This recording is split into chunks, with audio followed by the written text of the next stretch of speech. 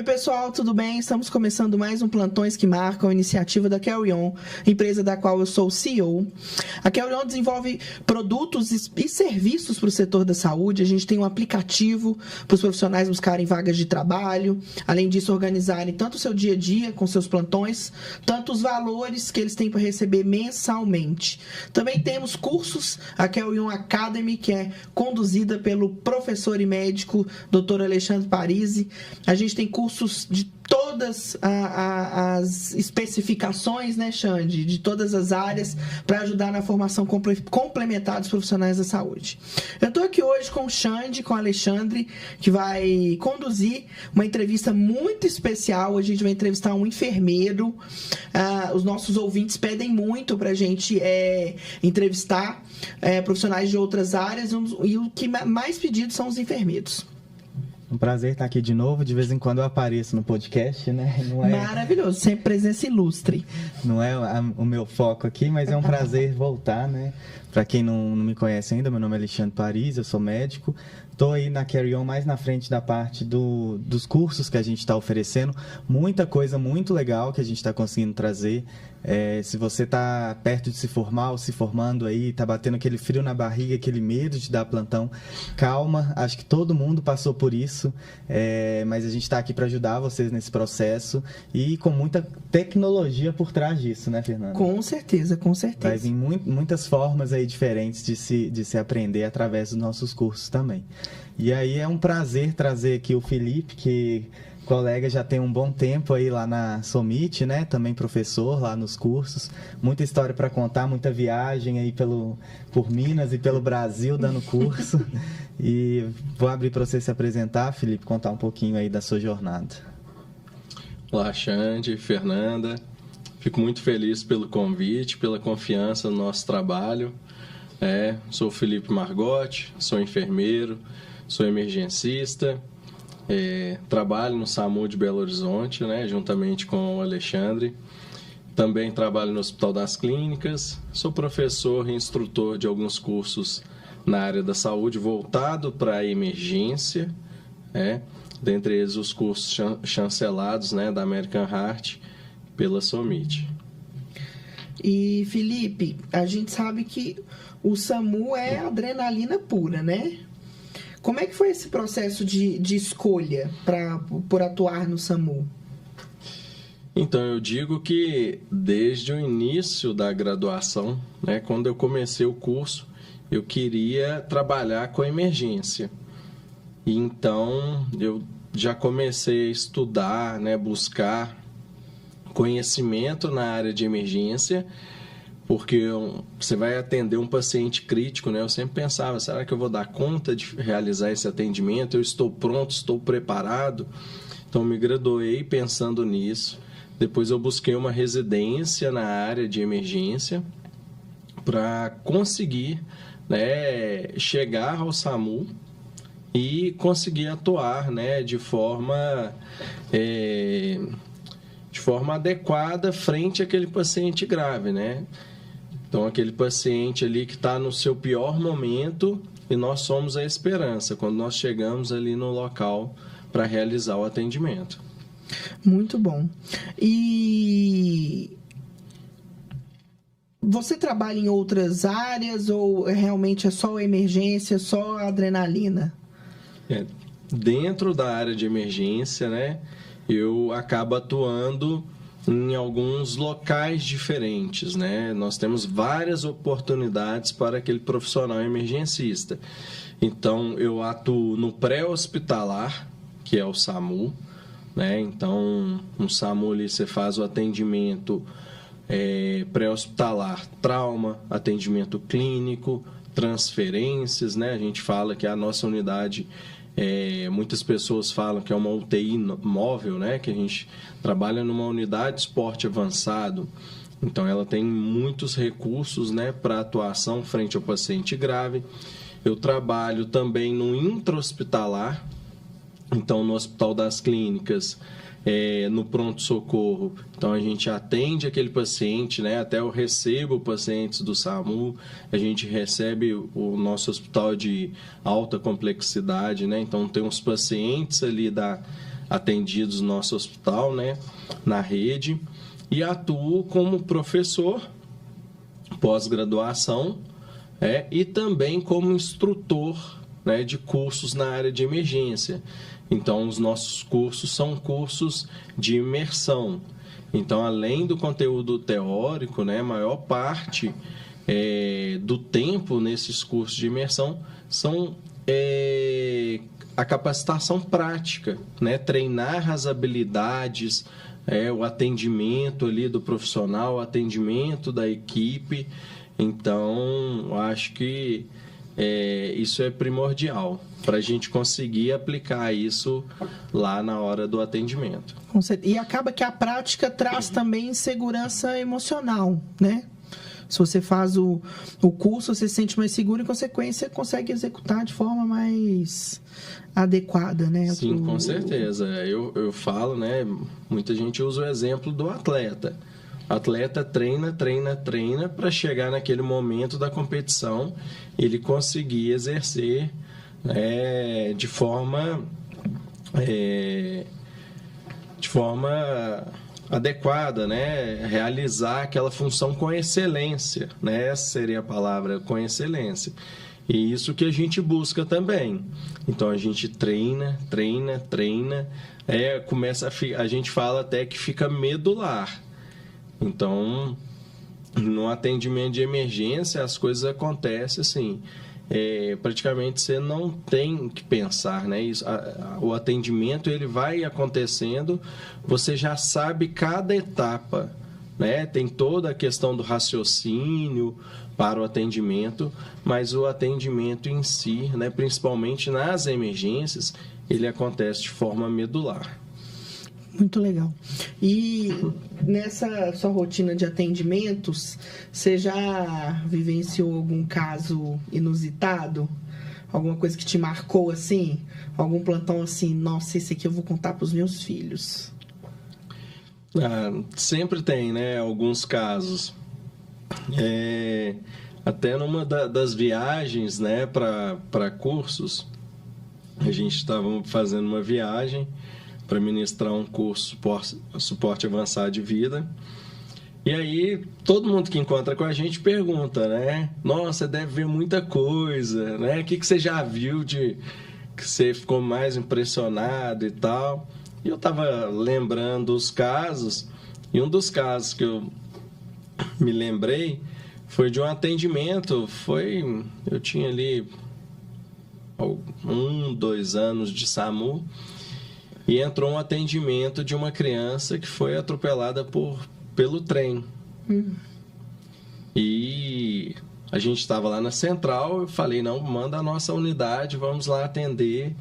E a gente foi para o atendimento dessa criança, né? Na ocasião, acabou que mandou 2 USAs, né? Porque a USA mesmo da região não estava em atendimento, então mandou 2 unidades.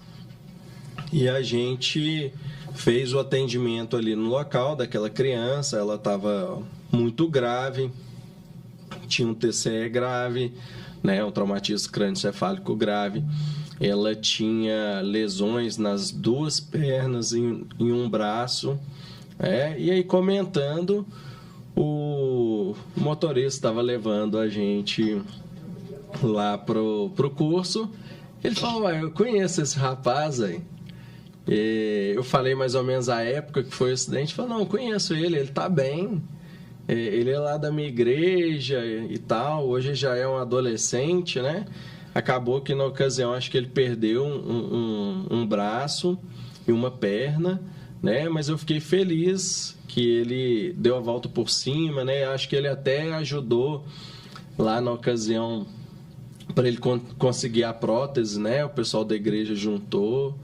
Então, isso acho que move a gente, né? Eu acho que quando a gente tem esse retorno, né? A grande maioria das vezes a gente não tem o retorno, o que aconteceu com o paciente. Mas, por exemplo, se eu levo um paciente lá para o João 23, às vezes eu faço contato com os meninos de lá, né? Para o HC, para outra unidade. Porque esse retorno eu acho que ajuda, né? Eu acho que é combustível para a gente dar continuidade no trabalho, né? Mostra que a gente está fazendo algo de melhor, né? E para aquela família, né? Aquele filho, né? É o amor daquela família. Então a gente consegue fazer algo diferente, né? E já que são plantões que marcam, eu lembro um também mais recente, que foi um jovem, na época ele estava até no exército, ele caiu de cima de um viaduto. Ele teve um acidente de moto, colidiu com um carro e ele foi arremessado e caiu de cima do viaduto. E pela cinemática, a gente chegou no local, o SB estava no local, né, uma equipe muito boa, de esporte básico. E a gente chegou, olhou, ele estava o paciente, né, a vítima em posição de queda, a gente pensou, óbito, né, porque caiu lá de cima do viaduto. E eu falei com os meninos, e aí, tal? Não, ele está respirando. A gente chegou prontamente, realizando o atendimento. O rapaz ainda que estava na unidade básica falou, eu trabalho com ele. Que o rapaz era técnico de enfermagem lá do Exército. Nossa. E conhecia esse garoto. E a gente fez o atendimento ali de forma rápida, né?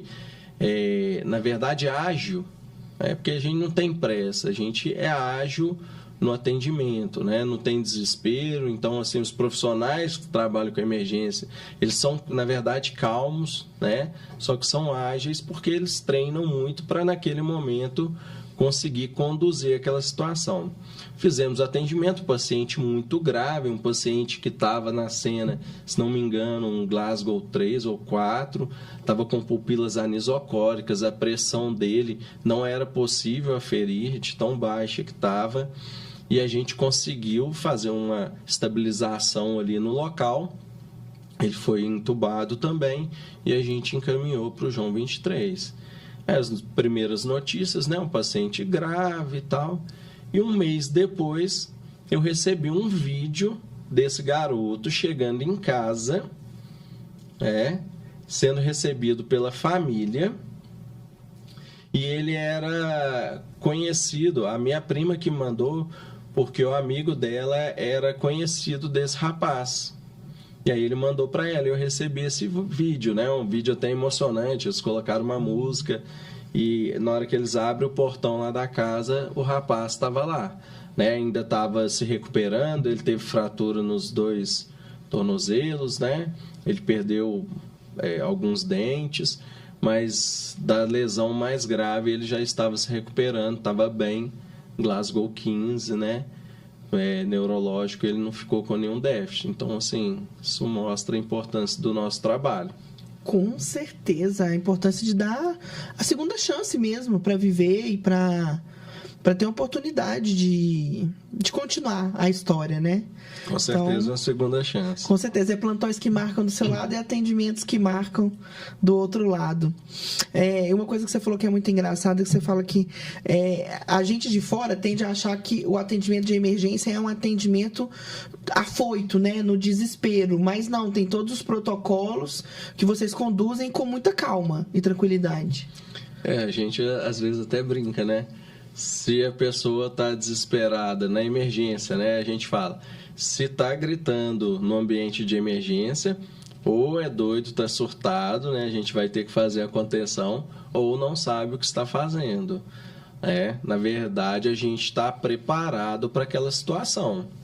Quem vai estar desesperado, né? Chorando ali é a família, os familiares, né? É o momento ali... eu sempre falo, eles estão no pior momento da vida deles. Quando alguém da família ali, às vezes está numa parada cardiorrespiratória, sofreu um acidente, né? Então, realmente, mas eu acho que a equipe, quando ela está, né, bem preparada, aquele trabalho em equipe, você vê que às vezes num simples olhar, né? Se eu olhar para o Alexandre ali, a gente já sabe que o outro quer, né? Que a gente vai fazer, né? Às vezes não precisa nem de palavras, né? A comunicação, a gente tem uma comunicação em alça fechada, né? São todas formas da gente conseguir conduzir, né, com excelência aquela situação. Isso é uma coisa que eu venho percebendo no SAMU, mas que deveria ser em todo local, né? Todo contexto que a gente trabalha com a saúde, é essa harmonia entre a equipe, né? Uma equipe que se comunica só com o olhar, que se entende muito bem. Isso na urgência é fundamental, né? E essa relação, pelo menos até o momento, com todos os enfermeiros, técnicos que eu tive no SAMU foi excelente, assim, você consegue ter essa dinâmica da equipe muito bem construída, né? E é legal que sai um pouco, às vezes, daquela rixa que existe, né? Entre médico e enfermeiro. Lá é todo mundo parceiro, né? Quando a gente está na ambulância, é o enfermeiro, o médico e o condutor. E ali todo mundo tem a mesma voz, tem o mesmo conhecimento, a mesma importância. E é legal que a gente consegue construir esse ambiente, né, no SAMU e quem sabe a gente levar isso para outros também, que a gente sabe que muitas vezes não é assim, né? É uma dúvida. E isso é construído pelas pessoas ou pela estrutura do SAMU que favorece? Eu acho que os dois. Os dois. O ambiente exige isso das pessoas que estão ali, né? Muitas vezes, por exemplo, eu como médico vou estar na via aérea, então eu não tenho muita noção do que está acontecendo no meu entorno. Então se o condutor vira e fala para mim, olha, vamos deslocar, eu nem sei o que está acontecendo ali para trás, eu só se ele mandou, vamos. Né? Não tem essa de não vamos, não sei o que. área de risco. Né? Às vezes ele viu uma situação que pode colocar a equipe em risco e eu não estou vendo porque eu estou ali preocupado com uma via aérea. Bora, depois ele me conta o que está acontecendo. Então é legal que é uma equipe muito, muito unida, assim. Isso faz diferença, inclusive, para o paciente, né? Com certeza. E uma frase, né? Se não me engano, é do Michael Jordan, né? O talento, ele pode ganhar alguns jogos, mas para ganhar o campeonato é só o trabalho em equipe. Isso a gente vê muito bem na atuação, principalmente na emergência. Muito legal. E que isso seja uma tônica para, igual você falou, para outros atendimentos, né? Porque às vezes, semana passada mesmo, a gente teve uma fala de um médico e alguns enfermeiros, né? Comentando que às vezes a relação é muito truculenta, por parte, às vezes, uma posição do médico, às vezes, colocar numa posição superior. E que muitas das vezes, às vezes, o enfermeiro sabe muito mais, tem muito mais categoria, ou está no mesmo nível e tem que ter um respeito e um bate-bola bem claro, né, entre as duas pontas. São áreas de conhecimentos, né, diferentes, né, tem muitos pontos, né, afins, né, principalmente quando a gente vê um atendimento de emergência, né, e eu acho que unir esses conhecimentos, isso é bom para o paciente. Com certeza. Inclusive, você dá aula para médicos, não dá? Nos cursos? Sim, os nossos cursos geralmente são cursos de atendimento, né, de emergência, tem que ser atendimento interdisciplinar. Então, os nossos cursos, né, a maioria, aí isso depende, né, o que é permitido pela American Heart, mas, por exemplo, cursos que podem ser para médicos, enfermeiros, né, tem alguns cursos. Pode ter o técnico, né? Nós temos cursos que também é para toda a equipe, né? Por exemplo, lá a gente tem um curso que é para a equipe toda. Então, no curso vai estar o médico, vai estar o enfermeiro, o técnico de enfermagem e o condutor. A gente cobra algumas questões específicas de cada categoria, né? Mas o curso, em geral, ele é feito, né, os atendimentos feitos com toda essa equipe. Muito bom. Eu, inclusive, falo que eu ainda não tive a honra de dar um plantão no SAMU com o Felipe. Mas eu falo que se um dia eu estiver na ambulância com ele, o que ele falar, eu faço. Nem questiono, não. E se eu tiver uma PCR, chama ele para me atender também, que tá de boa. Tá em boas mãos. Muito bom. E, Felipe, você tá falando muito dos cursos, né? E eu dei uma olhada no seu Instagram e eu adorei o Faca na Caveira. Por quê? Da onde que surgiu essa ideia? Então, quando eu entrei no SAMU, eu acabei que praticamente assim, eu entrei direto na unidade que eu atuo até hoje, que é a USA 6. E a gente ali no trabalho com as equipes, né, a gente falava o atendimento tático, né, equipe tática, equipe faca na caveira, né, é o BOP do SAMU, aquela brincadeira toda. E, né, essa brincadeira, ela na verdade ela tem uma origem, né? O faca na caveira, a ideia do nome é que o faca na caveira ele representa equipes de elite, né, em várias instituições. Geralmente a gente vê muito isso no ambiente hospitalar, né? Por que não no atendimento, né, de emergência no SAMU, né? Então a gente trabalhar com equipes de elite. E o significado do faca na caveira, que às vezes o pessoal, né, estranhou, falou, não, mas faca na caveira, né, um nome meio forte. Às vezes a pessoa acha que, né, não, estou fazendo o contrário, né, faca na caveira parece que vai matar as pessoas, né? E na verdade não é. Tem até um vídeo muito legal de um profissional que foi do BOPE, né, ele até estava contando um pouco da história da origem do faca na caveira, que foi lá na Segunda Guerra, quando os aliados venceram, né, os soldados de Hitler, e o símbolo de uma tropa lá dos nazistas era a caveira. E quando eles entraram naquele bunker, né, eles estavam querendo vencer, né, os nazistas. Eles já tinham fugido, né? Os aliados já estavam vencendo a guerra, e tinha uma caveira lá numa mesa. E um dos soldados aliados pegou um punhal e ele, com muita raiva, cravou nessa caveira. Então ela virou um símbolo da vitória da vida sobre a morte. E aí eu, escutando essa história, o pessoal me mandou, eu falei, não, por que não a emergência?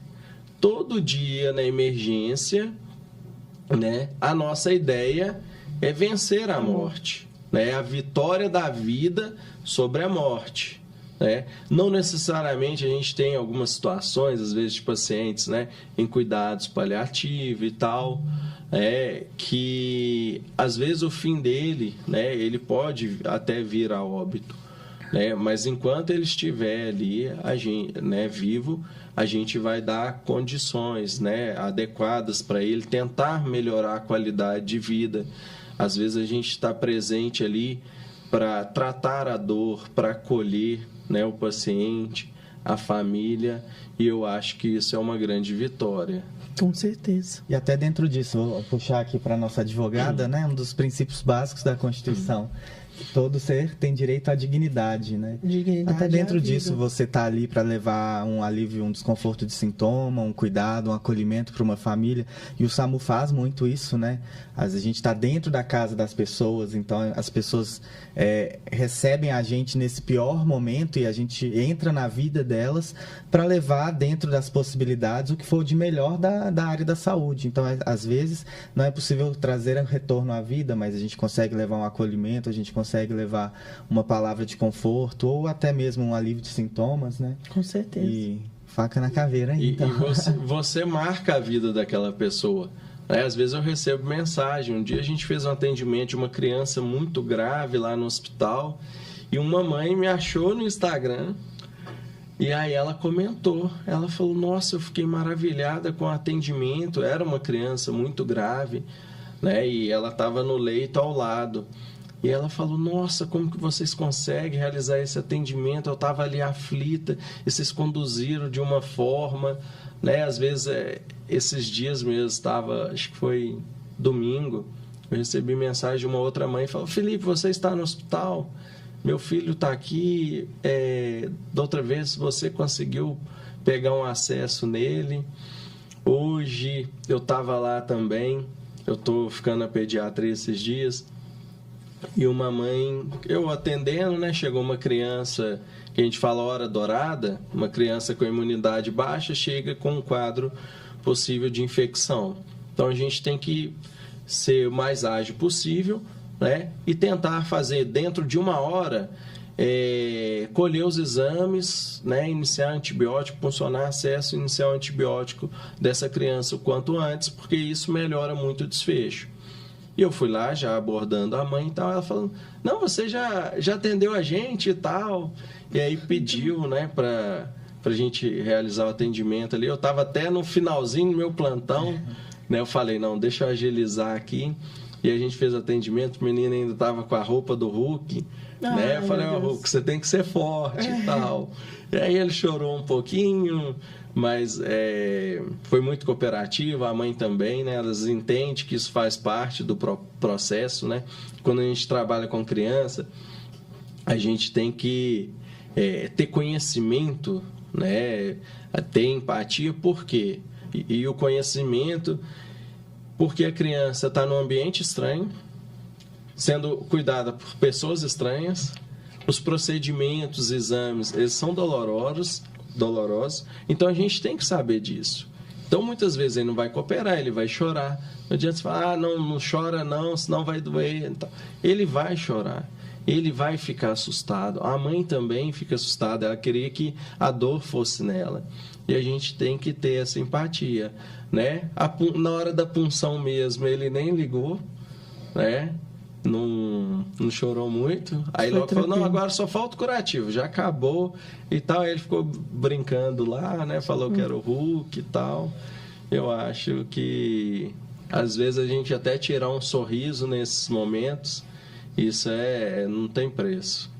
Com certeza. Nem é só história séria também que a gente vive nessa vida, né, Felipe? Achei que você ia contar da vez que a gente foi viajar para Teixeira de Freitas para dar um curso de ACLS lá.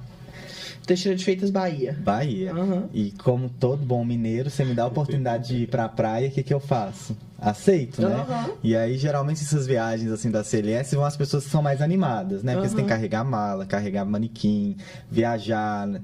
E aí, geralmente, seleciona ali os mais animados e dispostos, né? E eu já tava uma semana falando, a gente vai pra praia. A gente vai pra praia. A gente pousou, só tinha um carro pra alugar no aeroporto. O carro era o quê? Último carro, era um sedã, mas assim... A gente tinha 5 manequins de ACLS, que são aqueles bonecos, mas a mala de todo mundo, o material do curso e 4 instrutores. A gente fez isso caber dentro de um carro. Nossa Senhora! Só pra ir dar oi pro mar. Uma das praias mais feias que eu já vi na minha vida. Mas valeu a pena. A água tava suja, né? Tava meio marrom. Demorou acho que 2 horas pra chegar uma porção que o pessoal pediu lá na praia. Nossa, a gente tava com uma fome. A gente fez um pedido lá 2 horas, acho que foi mais, viu? Eu não sei, eu tava no mar feliz lá. Você tem que esquecer da vida e... Eu acho que foi até muito gostoso, porque eu acho que a gente tava com tanta fome, né? Acho que o melhor tempero é a fome. Né? Na hora que chegou. Então, de vez em quando a gente se mete em umas enrascadas assim. Faz parte. Mas vale a pena. Foi muito bom. E Felipe, como é que a sua experiência como professor, assim, o que você prefere, ser enfermeiro emergencista ou professor? Na verdade, as pessoas às vezes me falam, Felipe, logo você vai parar de dar plantão, você vai largar tudo, vai só para dar aula, seus cursos e tal. E eu falo, não vou, porque às vezes o diferencial que eu tenho no momento da aula, da instrução, é porque eu faço isso na prática. Então, às vezes, eu até falo com as pessoas, não vamos fazer da forma correta. Porque se um aluno meu estiver passando aqui e me ver, né, eu fiz de forma correta. Ou se tiver alguém filmando meu vídeo e for parar lá na internet, eu fiz da forma correta. Então, assim, eu acho primordial que os profissionais que ensinam, ainda mais dentro da área de emergência, que realmente eles façam aquilo, que eles vivam aquilo. Então, a gente vai adquirindo com o tempo o conhecimento ali através das nossas vivências, a gente vai ganhando experiência e a ideia é passar aquilo para o aluno. Né? Então, lá nos cursos, né? Às vezes a gente está lá, a gente dá casos, né? A gente fala assim, baseado em casos reais. Então, a gente dá um caso que a gente sabe que acontece. Que você já vivenciou, né? Eu até falo com os meninos, vou dar um caso aqui baseado em caso real. E às vezes eu lembro de um caso que a gente atendeu e eu passo aquele caso pro aluno. Então isso fica, né? Hoje a gente trabalha muito, tenta fazer a simulação realística ali do atendimento do aluno. Né? Eu até falo com eles, esquece que eu tô aqui. Né? Você vai conduzir o atendimento, e geralmente a gente tem um líder do atendimento, que é o que vai ser avaliado. Eu falo, você é o líder do atendimento, os outros é o primeiro plantão aqui. Eles vão fazer só o que você pedir. E eu acho que essa ferramenta, né, que a gente tem, esse diferencial de fazer isso nos atendimentos reais e depois trazer isso para a sala de aula, eu acho que enriquece muito. E os alunos, né, às vezes mandam mensagem, sempre compartilha lá depois, né, fez o CLS, eles ficam satisfeitos. Eu acho que isso também não tem preço. Às vezes depois eles dão um feedback: Felipe, tal dia chegou um paciente aqui com uma Taxupra, a gente fez uma manobra, reverteu. Isso, acho que o professor, né, é uma das coisas mais gratificantes. Você acaba expandindo a sua atuação, né? O que você faz, você ensina e outras pessoas vão replicando e mais pessoas vão sendo salvas. Dominó. Nós dizemos, né, que a gente salva vidas através do ensino. Né? Então, assim, eu no meu plantão ali, né, eu, Alexandre, né, nossa equipe, às vezes a gente consegue salvar um paciente no atendimento. Mas quando a gente dá uma aula, né, um curso, esses alunos, né, então geralmente o curso ali tem 8 alunos por um instrutor. Esses 8 alunos, né, eles têm muito mais capacidade de salvar mais vidas do que apenas o Felipe, que é apenas o Alexandre. Né? Então a gente replicar. E a ideia é que eles também levem esse conhecimento para aqueles profissionais que às vezes não teve a oportunidade de fazer o curso, mas trabalham com ele. Então às vezes eles vão conduzir, né, vão ensinar. Na emergência, né, o pessoal fala: Felipe, você é calmo na hora do atendimento? Sim, sou. Às vezes eu falo: Alexandre, por favor, faça isso, né, com a minha equipe, né, sempre tento passar tranquilidade. Eu acho que isso é muito importante para ele conseguir desempenhar bem aquela função, né, no atendimento. Com certeza. É uma coisa que eu acho que muita gente sentiu falta na pandemia, né? Que a gente ficou aí 3 anos com um formato online prevalecendo na maioria das formações. E na área da saúde, a prática faz muita diferença, né? A curva de aprendizado é exponencial. Quando a gente entra no internato, a gente tem aquele momento realmente de estar em contato com o paciente, né? Quando você estuda, por exemplo, uma colelitíase, uma questão de uma infecção abdominal, você estuda, você sabe o protocolo, mas quando você pega aquele caso, e aí você pede os exames, começa a tratar, e você entende tudo, você nunca esquece. Com certeza. Aquele paciente. Aí depois você estudar aquilo, você vai ficar para sempre na cabeça. Isso em todas as áreas, né, na questão da saúde. Então, quando a gente pode ter esses cenários, né, de uma simulação realística, ou igual a gente está querendo trazer agora, uns cursos com realidade aumentada, esses outros cenários em que simulam quase como se fosse na realidade, o aprendizado é muito maior também. Com certeza. E falando em aprendizado, como que você enxerga a formação da faculdade ou do técnico, né, de enfermagem no Brasil hoje? É uma boa formação? Os profissionais estão formando bem preparados? Eu na verdade, né, meu exemplo, eu não me sentia preparado quando eu me formei, né? Eu sempre busquei muito conhecimento, principalmente nas disciplinas de emergência, sempre busquei muito aprender, mas eu não me sentia preparado para atender um paciente grave. Porque eu estou escolhendo atuar com pacientes graves, mas aquele paciente ele não escolhe quem vai atender ele. Sim. É quem está no plantão. Então, acho que o mínimo que a gente tem que fazer é estar preparado para realizar aquele atendimento. E a formação, só a graduação, eu acho que 99% das pessoas vão falar, ele não te prepara para, por exemplo, atender um paciente grave. Então, isso é uma busca constante. Então, o Felipe lá, né, que fez a residência, eu já tive uma evolução muito grande. A residência, eu sempre defendo, né, eu acho que foi um dos momentos que eu tive maior aprendizado foi durante a residência. E eu consegui me preparar para os atendimentos de emergência. Então, depois que eu entrei no SAMU, nunca passei aperto. Mas a preparação, né, foi a graduação, a residência. Eu já estava fazendo uma pós também, onde eu tive muito conhecimento, né, fui aprendendo bastante, sempre buscando. Mas o Felipe ali, que entrou no SAMU, em 2012, hoje eu fui aprendendo mais, eu fui buscando mais, eu fui me atualizando. Então, eu acho que isso é constante. E se quer entrar para essa área, o aprendizado ele é constante. Com certeza. E a gente não pode parar.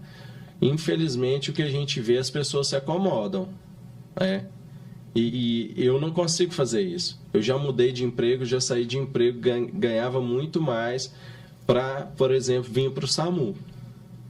Porque eu queria isso. Então, eu acho que o aprendizado é constante. Então, ali, quando você sai da graduação, você tem que continuar aprendendo.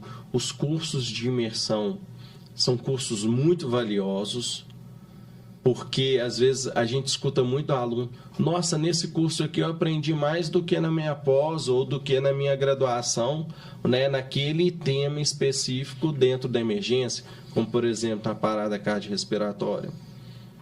Então, se tem algo que eu posso recomendar, para quem está vindo aí e pretende trilhar esse caminho da emergência, por qual nós já passamos, estudem, busquem, façam os cursos, que você tiver a oportunidade, se capacite para atender o paciente grave. Concordo plenamente. A importância da educação complementar. Sem dúvidas. E como que você analisa, assim, o que você falaria para alguém que está pensando em cursar enfermagem ou que está no curso, assim, como que você... Dicas, assim, para a profissão, o que você tem para dizer para quem está chegando aí?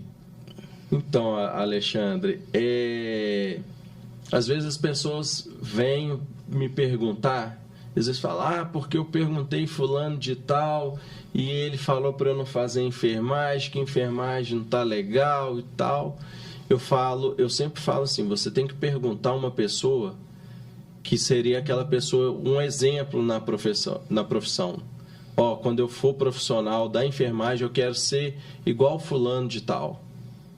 Você tem que perguntar para ela. E não, às vezes, se você perguntar para uma pessoa que é frustrada dentro da profissão, ela só vai falar mal daquela profissão. E eu não posso falar mal. Eu sei que tem muita coisa para melhorar, como a sua área, Fernanda, a área do Alexandre, tem muitas coisas para melhorar. Então, às vezes, a gente tem algumas críticas, alguns pontos que a gente sabe que são pontos mais frágeis, que a gente pode aprimorar, mas tudo que eu tenho hoje veio da enfermagem. Então, eu busquei muitas noites estudando, sem dormir, nessa correria. Hoje até me perguntaram, Felipe, mas hoje me fizeram essa pergunta, você estuda ainda? E tal, eu falei, estudo, porque para eu conseguir ministrar um curso de aperfeiçoamento, alguns cursos que a gente ministra são cursos que trazem diretrizes, da American Heart, diretrizes mundiais de atendimento. A gente sempre está se atualizando, e aí vai chegar um profissional que já faz esses atendimentos de emergência, por exemplo, e eu vou ter que capacitar, ajudar na capacitação dele. Então, eu tenho que estar mais atualizado ainda, para eu conseguir transferir esse conhecimento. Então, assim, o que eu recomendo para as pessoas? Quando for fazer essa pergunta, pergunte para um profissional que é exemplo dentro da profissão. Eu concordo 110% com você, porque é isso, assim. Tem muita gente que, às vezes, fez uma escolha errada, escolheu uma profissão errada, é frustrada e tenta desencorajar as outras pessoas que, às vezes, vai fazer a escolha certa e ser um profissional exemplar. E é muito bom, igual a gente entrevistou também a Paula, vem enfermeiros, que é um exemplo, não, vem enfermeiros apaixonados pela profissão, que é tão essencial, e às vezes a gente vê que até na própria sociedade não dá o devido o juízo de valor que vocês merecem, assim. Então, os profissionais que querem seguir a enfermagem têm que ouvir vocês mesmo, que são apaixonados, que têm um trabalho relevante, porque vocês conseguem levar a categoria da enfermagem em um outro patamar. E isso é muito importante mesmo. Seja sempre assim, tá? Conversando um pouco mais sobre essa pegada, o que você acha que seria essencial para que a sociedade e até mesmo os próprios profissionais da área consigam se valorizar e a enfermagem ter a devida valorização? Eu sei que o papel do Corém, por exemplo, principalmente na luta pelo teto, está se esforçando, mas eu acho que ainda existem coisas a serem feitas. Você tem essa mesma opinião? Sim, eu acho que sempre a gente pode melhorar, né? E para o profissional de enfermagem, a valorização vai começar por ele. Não espere que os outros valorizem se você mesmo não valoriza a enfermagem. Então a gente vê muito profissional, às vezes, falando mal da enfermagem. Não, peraí, eu vou fazer um diferencial. Eu consigo fazer a diferença ali para aquele paciente. Então a valorização, né, a gente pensando do ponto de vista profissional, a valorização começa por você. Então, a Paula, né, uma profissional que valoriza muito a enfermagem. A gente vê muitos profissionais aí, técnicos, né, que eu trabalho, eu sempre eu falo com eles, né, eu elogio, brinco com eles ali, né, você brilha, né, ainda bem que você está aqui comigo hoje, né, isso é uma verdade, porque eu sei que são profissionais que fazem, né, aquele trabalho ali com dedicação. E a sociedade, para ela nos valorizar, antes nós temos que nos valorizar, para elas entender, né, quão importante é a enfermagem. Como foi no período da pandemia, né, nós tivemos oportunidade de mostrar isso, e a gente vai continuar lutando. A gente vê agora a luta pelo piso, e na verdade isso vem aí nos últimos anos aí, tendo reviravoltas, e muitas vezes não positivas para a enfermagem.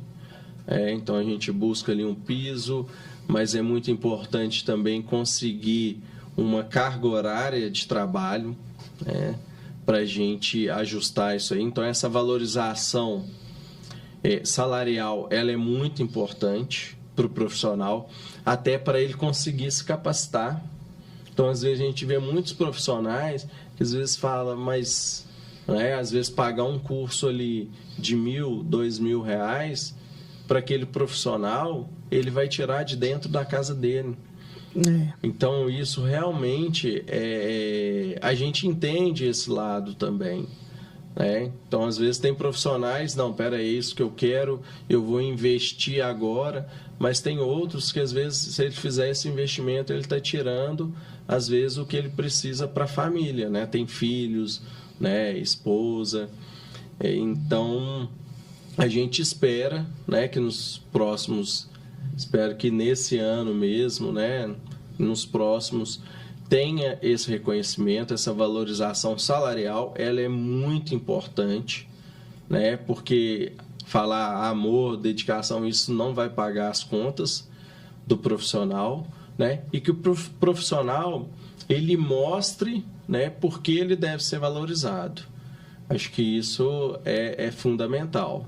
Com certeza. É uma coisa que também às vezes eu percebo muito com colegas da área da saúde, isso vai incluir medicina, enfermagem, fisioterapia, às vezes pegando mais de um vínculo, né, vários trabalhos, e não ter essa hora do descanso, a hora do autocuidado, a hora do estudo, né? Então essa própria valorização da enfermagem, de ter um teto, para permitir que eles também possam ter todas essas outras coisas que são inerentes à vida humana e possam se tornar cada dia melhores, né, dentro da profissão. Então, é fundamental que eles tenham essa possibilidade, né, essa valorização aí.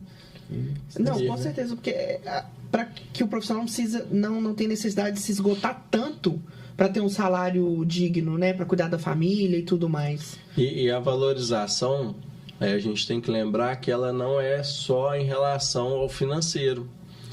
Eu trabalhei em algumas instituições, né, e trabalho que paga mais do que o piso, né, para o profissional. E às vezes você vê que o profissional não está satisfeito. Então, o que às vezes ele quer? Ele quer uma educação continuada, né? Ele quer continuar se aprimorando, né? Ele quer a valorização, né? Mostrar a importância dele ali no setor que ele trabalha, no serviço que ele trabalha, né? Às vezes ele quer... O que acontece muito, o profissional, ele fica muito sobrecarregado, com aquela rotina de trabalho pesado, sobrecarga. Então, isso também faz parte da valorização. Com certeza. E eu acho que outra coisa, que é uma frase que eu levo muito para minha vida também, e é de Aristóteles, ó, antiga. Ele falava que cada escolha é uma renúncia. E eu acho que hoje em dia, cada vez mais, a gente percebe muito a renúncia e muito menos a escolha, né? Então, até quando você tá no Instagram, né? Você tá lá no plantão vendo alguém na festa, alguém na praia, e você tá lá no plantão vivendo a renúncia. Mas você não percebe a possível gratificação que pode te dar, igual a gente falou, de ver uma pessoa melhorando, de poder ajudar alguém, ajudar uma família. Você não percebe as outras coisas o que as suas escolhas te deram, e aí... opta por viver todas as renúncias. E aí ninguém nunca vai ser feliz, né? Com certeza. Porque é sempre um corpo melhor que o meu, um emprego melhor que o meu, um carro melhor que o meu. E às vezes nem é melhor, às vezes é uma ficção que se criou. Principalmente nas redes sociais. Ah, total. Não é vida real. Exato. Felipe, pra gente finalizar, no meio de tanto atendimento faca na caveira, onde é que tá a sua paz, seu equilíbrio? Acho família. Eu sou do interior, então sempre que eu posso, eu dou uma escapadinha, né? Esposa, filhos. Eu acho que isso é o que a gente tem mais de importante. E às vezes a gente deixa os nossos para cuidar dos outros. Esses dias mesmo, a minha caçula, ela tá um pouquinho doentinha, né? E às vezes eu tava lá hoje no atendimento do garotinho, né? E o meu telefone tocando porque a minha também tava um pouquinho enjoadinha, né? Um quadro gripal. E eu acho que a gente tem que tentar ter um equilíbrio. Eu preciso aprender isso, né? O Alexandre sabe. Mas o pessoal às vezes pergunta, Felipe, como que você dá conta? Eu acho que uma das coisas muito importantes é fazer aquilo que você gosta. Porque se eu não gostasse, eu não dava conta. Então, estou ali no SAMU, hospital, faculdade, os cursos. E se eu não gostasse, eu não dava conta dessa carga horária e tal. E aí eu acho que o importante é a gente tentar, né? Eu estou tentando me ajustar esse ano, né? Tentar ter um equilíbrio, passar mais momentos com a família ali, com os amigos. Às vezes tentar relaxar, que eu tenho muito esse problema. E eu não consigo, se eu chegar, né, em casa e não tiver nada para fazer... Eu acho que eu tô à toa. Eu acho que eu tô meio vagabundo. Eu tenho que achar alguma coisa. Então, eu tenho que pegar o computador, fazer alguma aula, mexer em alguma aula, olhar a questão dos cursos, né? Às vezes eu tô de folga, às vezes falo, não, tal dia tem um plantão aqui. Eu falo, não, tô à toa esse dia, peraí, deixa eu pegar esse plantão. A briga da minha terapeuta comigo é essa. Aprenda a dizer não pro plantão. O à toa não quer dizer que tá disponível para plantão. E assim, eu, na verdade, quando eu consigo fazer isso é quando eu vou lá pra minha cidade. Que aí eu esqueço tudo. Até o celular eu deixo de lado, assim...